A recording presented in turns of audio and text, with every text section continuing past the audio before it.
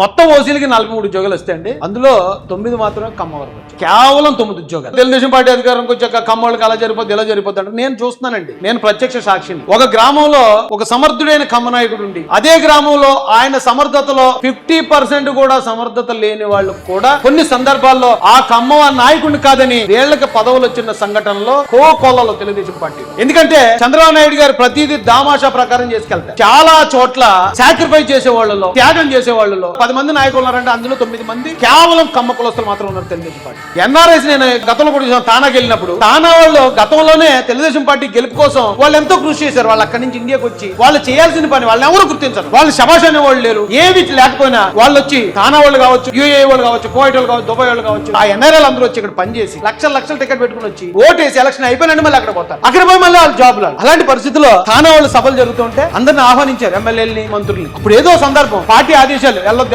ఎవరు రాలేదు. నేను అనుకున్నాను ఇప్పుడు రాలేనందుకు వీళ్ళు పప్పడతారేమో, వెక్స్ అయిపోతారేమో. ఒక్కరు కూడా బయటపడలేదు తెలుసా. పార్టీ ఆదేశాలే సరసావేస్తాం. అయితే కొంచెం బాధ ఉంది, ఏం పర్లేదు. అంత గొప్ప వాళ్ళు అందులో ఎక్కువ శాతం కమ్మ కులస్తులే ఉన్నారు. అలాంటి వాళ్ళు పట్టుకుని ఇలాంటి చీప్ వ్యక్తుల్ని ఒక పేటీఎం గాళ్ళని తీసుకొచ్చి ఆ కులం మీద దుష్ప్రచారం చేయడం నిజంగా బాధాకరం.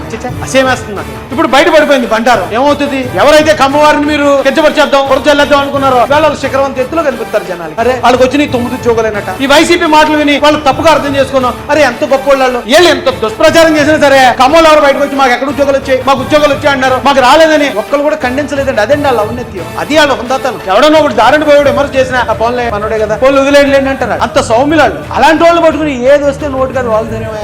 ఏం బ్రతుక ఇది?